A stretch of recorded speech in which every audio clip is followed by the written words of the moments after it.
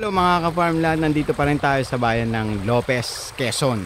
So sa mga investors po natin dyan na gusto ng may ilog, ito po ang bagay sa inyo. Ayan po, napakaganda dito mga ka-farmland.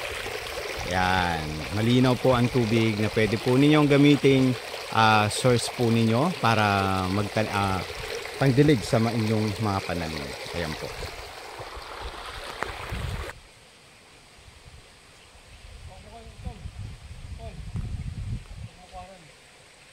Ayan, ngayon mga ka-farmlet, ito po yung lote. So, flat siya.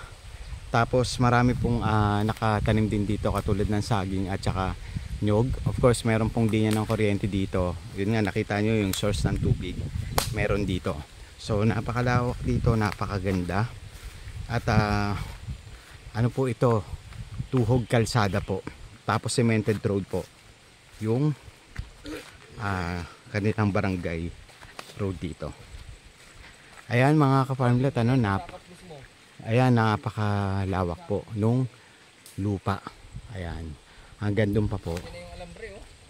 Ayan, pag ganun, bali yung itsura po ng lupa na to from doon sa naka-frontage po doon sa barangay, nasa 80 meters, tapos pag ganun po ang lupa. So mamaya ipapakita ko din sa inyo yung kabila naman para masilayan ninyo na napakaganda ng lote po na ito. Yan. Yan o. Diba?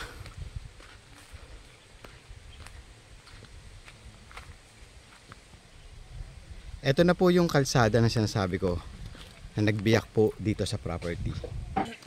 Ito mga ka-farmlet, napakaganda dito. Yan.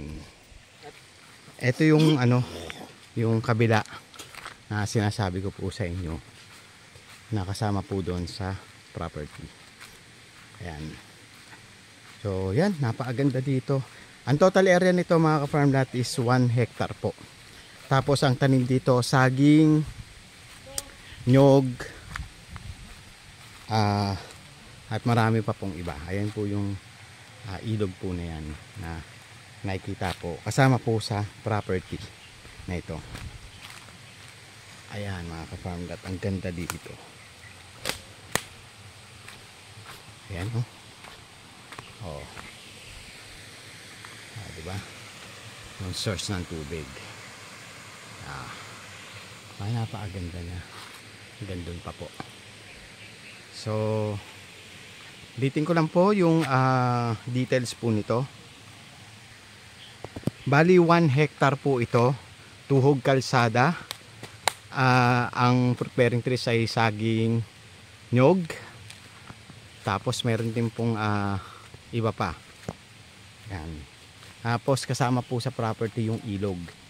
Then yung presyo po nito mga ka-farmlet is 1.6 M.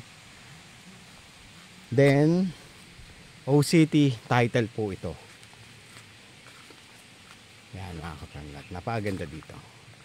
Ngayon kung about naman po sa presyo, pwede po kayong maipag-negotiate doon sa may-ari.